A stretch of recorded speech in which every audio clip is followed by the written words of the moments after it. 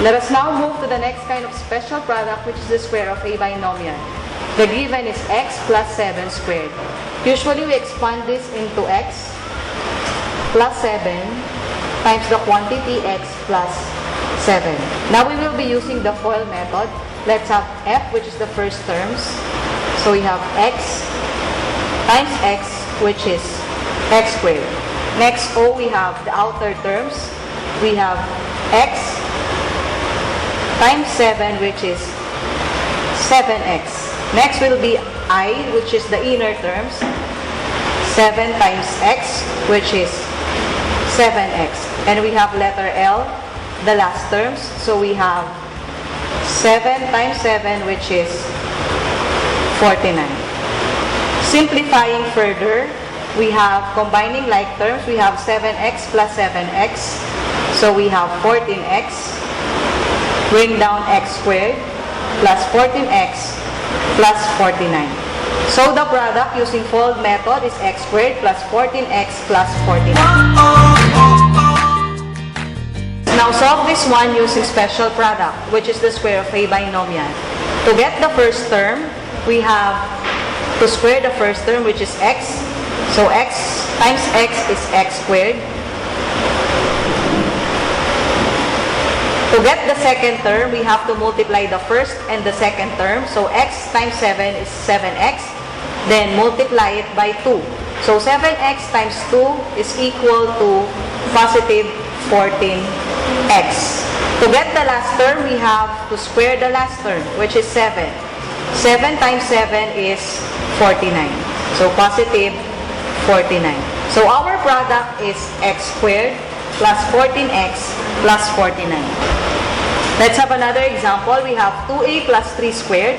So to get the first term, so we have square the first term, 2a squared, which is 4a squared. To get the second term, we have to multiply 2a times 3, which is 6a times 2. So we have positive 12a. Then to get the last term, we have to square the last term. 3 times 3, which is positive 9. So our product is 4a squared plus 12a plus 9. Let's have the next example. We have 4x plus 6 squared. So square the first term. So we have 16x squared. Then multiply 4x times 6, which is 24x times 2. So we have positive 48x. Then the last step, we have square the last term. So we have 6 times 6, which is equal to positive 36. So our product is 16x squared plus 48x plus 36. So next example, we have 2x plus 6y squared. Step number 1, square the first term. So we have 2x times 2x, which is 4x squared. Then to get the second term, step number 2, multiply 2x by 6y. So we have 12xy times 2, which is to positive 24xy. Then to get the last term, we have to square 6y, which is 36y squared. So our product is 4x squared plus 24xy plus 36y squared. Moving forward, let's have the quantity of 5m plus 7n squared. So square the first term, we have 5m times 5m, which is 25m squared. To get the next term, let's have 5m times 7n, which is 35mn, times 2. So we have positive 70mn.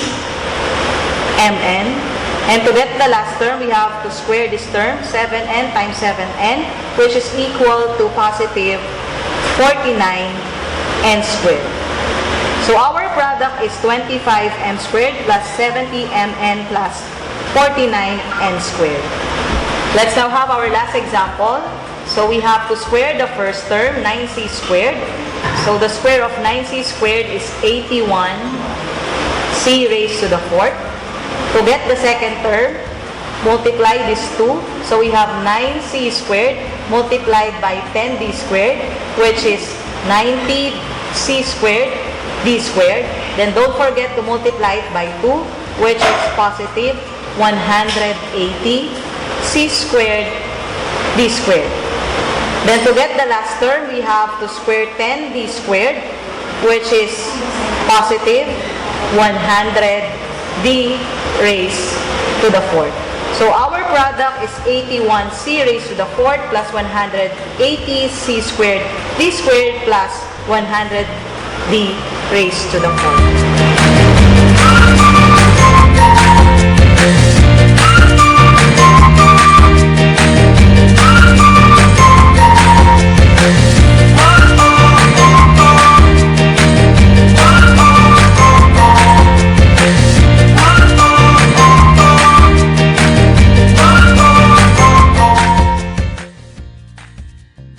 Let's now have another type of square of a binomial. If we notice, our example a while ago are all positive. This time, let's have negative here.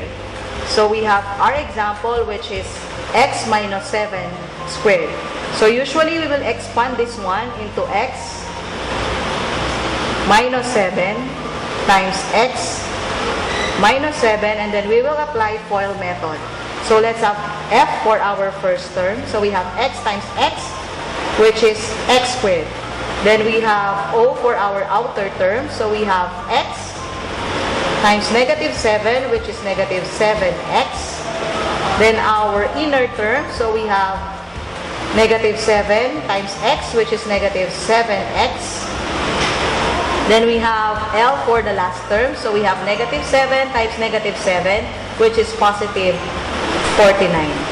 Simplifying further, let's combine like terms here. So copy first x squared, then combine negative 7x plus negative 7x, which is negative 14x plus 49. So our product using FOIL method is x squared minus 14x plus 49. Let's have another example. We have the quantity of 2a minus 3 squared. Step number 1, square the first term, which is 2a times 2a, which is equal to 4a squared. Then multiply 2a by negative 3. We have negative 6a times 2. So we have negative 12a. Then for our last term, we have to square negative 3, which is positive 9. So our product is 4a squared minus 12a plus 9. Let's have our last example, the quantity of 4x minus 6 squared. So square the first term. So we have 4x times 4x, which is equal to 16x squared. Then we have 4x times negative 6, which is negative 24x times 2. So we have negative 48x. And then square the last term, negative 6 times negative 6, which is positive 36. So our product is 16x squared minus 48x plus 36. Important reminder in applying square of a binomial. For example, in our last example, our middle term is negative. Therefore, the middle term of our product is always negative. And in our examples a while ago, the middle sign of our examples are positive. Therefore, the middle term of our product will always be positive.